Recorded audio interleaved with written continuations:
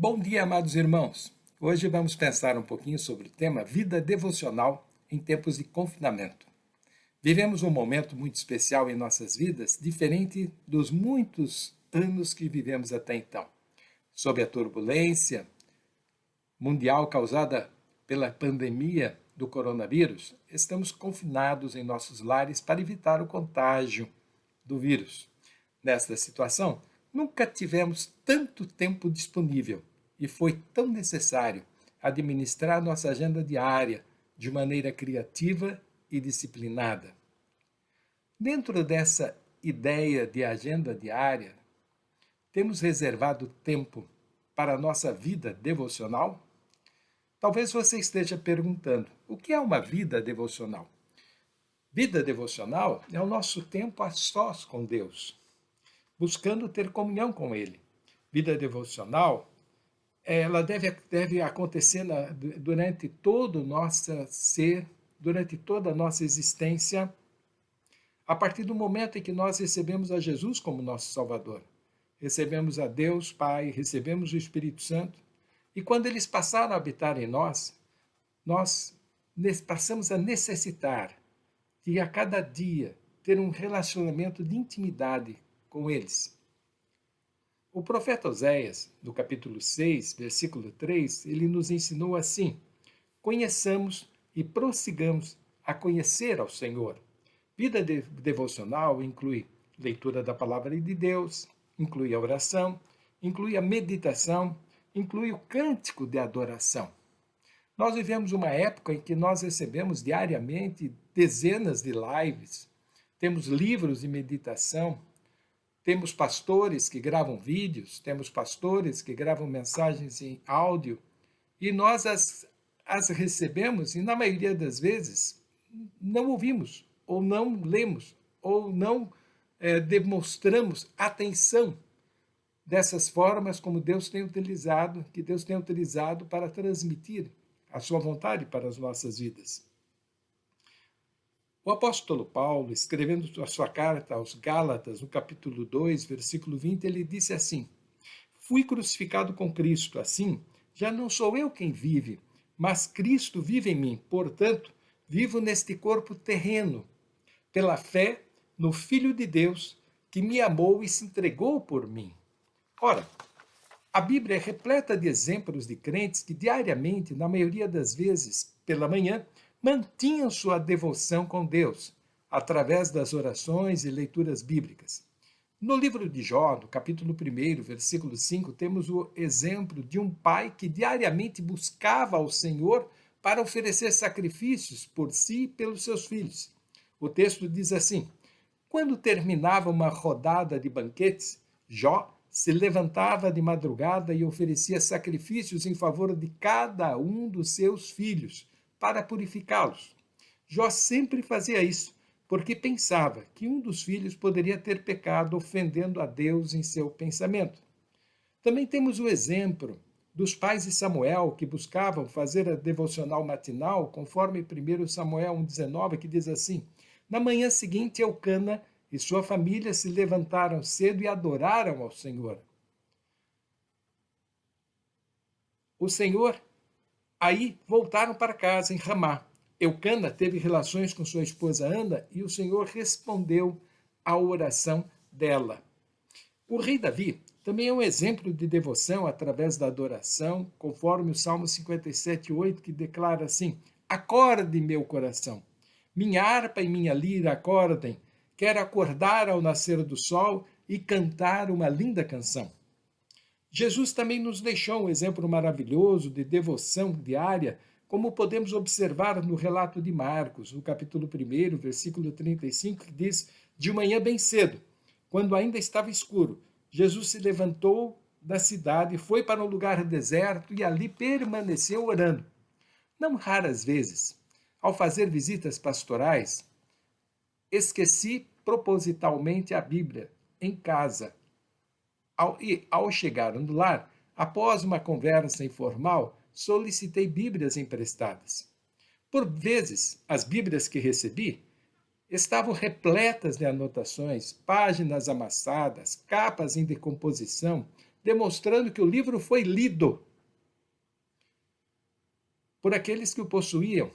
Outras vezes, tenho recebido Bíblias empoeiradas, sem nenhuma anotação, que nem mesmo foram abertas ou dobradas.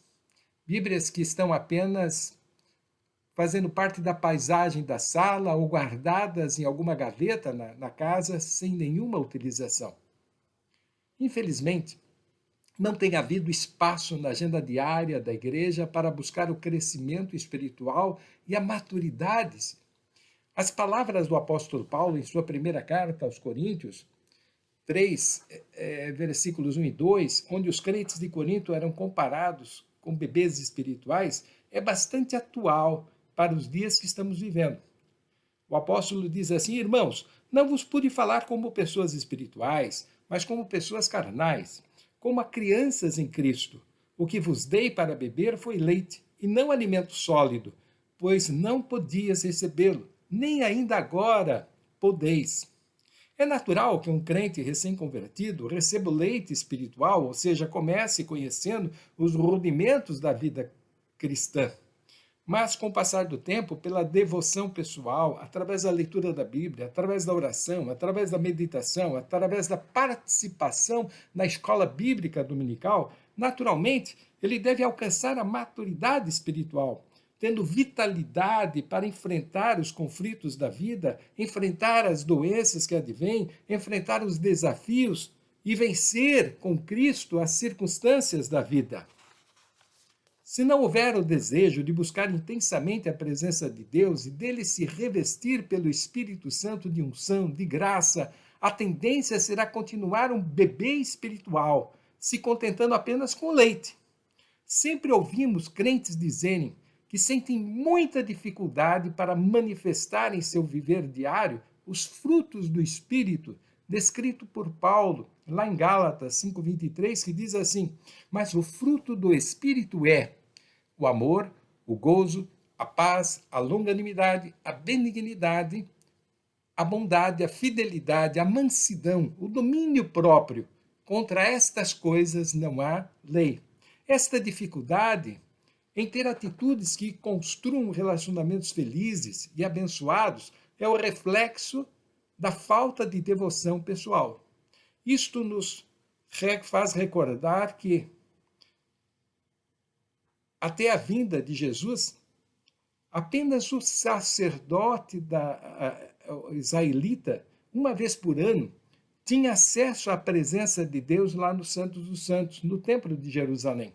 Quando Cristo morreu, lá na cruz do Calvário, o véu que dava acesso ao Santo dos Santos foi rasgado, de alto a baixo. E o livro de Hebreus ensina que assim, pelo sangue de Cristo, a partir dali, pudemos ter acesso pessoal a Deus, sem intermediários. Deus agora habita em nossos corações quando depositamos a nossa fé em Jesus como nosso Salvador.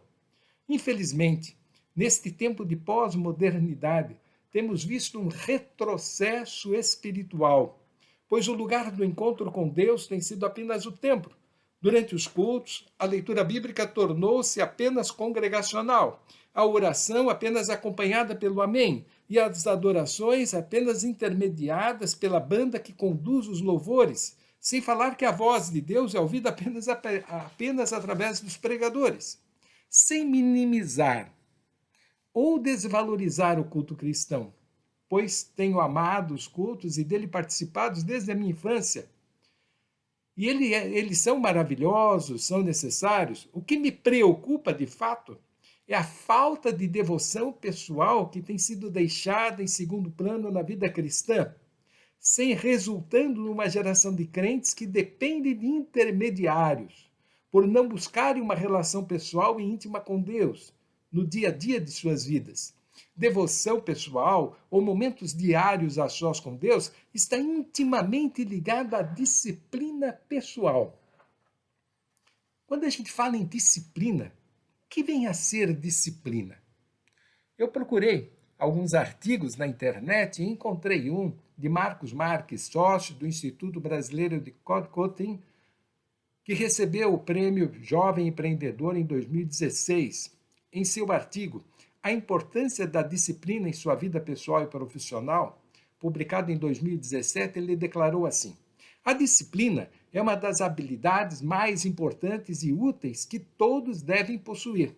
Ela é essencial em todas as áreas da vida, tanto na pessoal quanto profissional. E, embora a maioria das pessoas reconheça sua importância, poucas pessoas se esforçam verdadeiramente para colocá-la em prática. Ao contrário do que muitos pensam, ter disciplina não significa viver se cobrando ou ter um estilo de vida limitado e restritivo, mas sim ter autocontrole, que é um sinal de força interior e controle de si mesmo, o que inclui suas ações e reações sobre o que acontece ao seu redor. Pessoas que têm disciplina conseguem traçar metas para alcançar seus objetivos e colocá-las em prática, sem se perder no meio do caminho. Uma das principais características de quem tem disciplina é a capacidade de abrir mão de momentos instantâneos de prazer em favor de algum ganho maior, que precisa de esforço e tempo para ser realizado. Como um estudante que escolhe ficar em casa se preparando para uma prova ao invés de sair para se divertir com os amigos. A disciplina é um dos ingredientes mais importantes do sucesso. As características de uma pessoa que tem disciplina são ser perseverante, ter capacidade de não desistir apesar das falhas e dos contratempos, ter autocontrole, ter capacidade de resistir a distrações e tentações, tentar várias vezes, até conseguir realizar o que você se propôs a fazer. É interessante que todos os heróis da fé, bem como crentes cheios de unção e graça, que têm testemunhado a fé de Cristo com entusiasmo e coragem, viveram ou vivem uma vida devocional disciplinada. A Bíblia se refere à vida devocional de alguns crentes com elogios e detalhes. O centurião Cornélio, diz o texto, era um homem devoto e temente a Deus, como era também toda a sua família. Dava aos pobres esmolas generosas e sempre orava ao Senhor. Sobre a profetisa Ana se diz: nunca deixava o templo adorando a Deus dia e noite, em jejum e oração. Sobre o apóstolo Paulo: noite e dia oramos por vocês com fervor, pedindo que possamos vê-los novamente, a fim de ajudá-los a aperfeiçoar a fé. Em Deuteronômio 17, versículos 18 a 20, temos uma recomendação especial aos reis que futuramente seriam eleitos para governar o povo de Israel. E essa recomendação especial também se aplica a você jovem, a você pai, para que possa viver uma vida dinâmica espiritual diante de Deus. Diz assim o texto: quando o rei começar a governar, mandará fazer uma cópia da lei de Deus que está no livro guardado pelos sacerdotes levitas. Ele deverá ficar com essa cópia e todos os dias da sua vida lerá a lei, para que aprenda a temer ao Senhor nosso Deus e para que sempre obedeça fielmente a todas as leis e a todos os mandamentos. Se fizer isso, ele não irá pensar que é mais do que os outros e cumprirá fielmente todas as leis.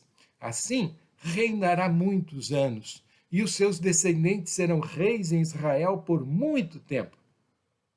Essa palavra de guardar o texto da lei é a ideia de você ter a palavra de Deus, a Bíblia Sagrada, seja em livro, seja em arquivo de vídeo, seja no seu celular, no seu notebook, e lê-la diariamente.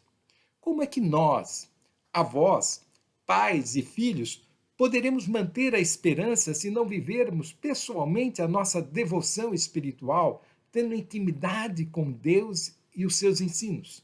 O apóstolo Paulo, escrevendo aos Romanos, capítulo 15, versículo 4, declara assim: porque tudo que está escrito nas Escrituras foi escrito para ensinar, a fim de que tenhamos esperança, por meio da paciência e da coragem que as Escrituras nos dão. Tal qual a leitura da Bíblia, que nos proporcione o conhecimento da vontade de Deus, que é fundamental para a nossa vida cristã, a prática da oração nos possibilita momentos de intimidade com Ele e desenvolve sentimentos de confiança nele, sabendo-se que Ele sempre estará no controle da nossa vida e no controle de tudo aquilo que acontece ao nosso redor. Oração envolve gratidão pelas bênçãos recebidas, adoração a Deus pelo que Ele é, pelo que Ele fez, pelo que Ele faz e pelo que Ele fará, confissão das nossas faltas e pecados, súplica pelos nossos problemas pessoais e os nossos desafios a serem vencidos diariamente e também intercessão pela vida e necessidade das pessoas que estão ao nosso redor. Jesus sempre buscava orientação junto ao Pai em momentos de oração e intimidade. Cada um dos seus 4 evangelhos mostra momentos chaves quando Jesus orou. Mateus registra 9 momentos. Marcos registra 8 momentos. Lucas registra 13 momentos. E João registra 5 momentos. A partir dessas 35 referências, existem 23 ocasiões que no ministério de Jesus, de apenas 3 anos, ele foi movido pelo Espírito Santo e orou. Dentre essas 23 manifestações de orações especiais, podemos destacar algumas. Por exemplo, Jesus orou no seu batizado, Jesus orou no túmulo de Lázaro, Jesus orou antes de Pedro negá-lo 3 vezes, Jesus orou antes de ser crucificado, Jesus orou da cruz do Calvário, Jesus orou após a sua ressurreição. Charles Spurgeon, um grande pregador inglês que viveu no século XIX, conhecido como príncipe dos pregadores, disse certa vez: se formos fracos em nossa comunhão com Deus, seremos fracos em tudo. Devemos entender que a oração é mais que essencial para a nossa vida, conforme Jesus nos mostrou, pois, como diz certa frase, a oração através da fé nos faz crer no incrível, ver o invisível e realizar o impossível. Noutra ocasião, Spurgeon declarou assim: a oração exercita o espírito, que por sua vez é fortalecido por meio desse exercício espiritual. A negligência na oração seca o homem interior. Notem bem, seca o homem interior. Nada pode substituí-la, nem mesmo a obra cristã. Muitos estão preocupados em obras e concedem pouco tempo para a oração. A oração é o único caminho para recebermos a bênção que esperamos. Também, ao intercedermos através da oração, pessoas que amamos estão sendo agraciadas por Deus através do nosso amor e da bênção que Deus concede. Outro exemplo de vida devocional frutífera foi George Miller, servo de Deus que organizou vários orfanatos na Inglaterra. Certa vez, conta-se que George Miller estava com seu grupo na sala de café da manhã, de almoço, de refeições no orfanato, e chegou a hora de distribuir o pão e distribuir o leite. E a cozinheira veio até George Miller, que sentado à cabeceira, aguardava para orar, e disse: pastor, nós não temos o leite. Temos apenas um pedaço de pão, mas não temos leite. O senhor pode clamar a Deus, pedir a Deus que faça alguma coisa? Imediatamente ele fechou os olhos e todos se buscaram a Deus em oração e ele disse assim: Deus, eu te agradeço pelo pão que está sobre a mesa e pelo leite que o Senhor concederá. Em nome de Jesus. Amém. Naquele momento, alguém bateu a porta e quando foram abrir a porta era o leiteiro e ele disse: aconteceu um acidente. A roda da minha carroça quebrou ao passar por um buraco bem aqui em frente ao orfanato. E eu não tenho como prosseguir a minha caminhada para distribuir o leite e ele vai estragar. Vocês estão precisando de leite? É todo de vocês. Há um Deus que estava presente na vida de George Miller e é o Deus que está presente na nossa vida. Por isso, que o apóstolo Paulo, na sua primeira carta aos Tessalonicenses, capítulo 5, 17, ele disse: orai sem cessar. Igualmente, a leitura da Bíblia e a oração, vem a adoração através dos cânticos espirituais, que eleva a nossa alma à presença de Deus e também nos traz alegria e paz ao coração. O apóstolo Paulo recomendou aos Romanos 15, 11, que, dizendo assim: e ainda, louvem o Senhor, todos vocês, gentios, louvem-no todos os povos. Lá o Salmo 150, no Velho Testamento, também tem uma expressão belíssima que diz assim: aleluia, louvem a Deus no seu templo, louvem o seu poder que se vê no céu, louvem ao Senhor pelas coisas maravilhosas que tem feito, louve a sua imensa grandeza, louve a Deus com trombetas, louve a Deus com harpas, com liras, louve o Senhor com pandeiros e danças, louve com harpas e flautas, louve a Deus com pratos musicais, louvem bem altos com pratos sonoros, todos os seres vivos, louvem ao Senhor. É a vida espiritual madura que nos protege contra o vírus do pecado e nos reveste de proteção contra sentimentos destrutivos que podem afetar a nossa alma. O apóstolo Paulo, escrevendo a sua carta aos Efésios, no capítulo 4, versículos 13 a 15, ele disse assim: desse modo, todos nós chegaremos a ser um na nossa fé e no nosso conhecimento do Filho de Deus. E assim seremos pessoas maduras e alcançaremos a altura espiritual de Cristo. Então, não devemos ser mais como crianças, arrastados pelas ondas e empurrados por qualquer vento de ensinamentos falsos. Essas pessoas inventam mentiras e, por meio delas, levam muitos para caminhos errados. Pelo contrário, falando a verdade com o espírito de amor, cresçamos em tudo, até alcançarmos a altura espiritual de Cristo, que é o cabeça.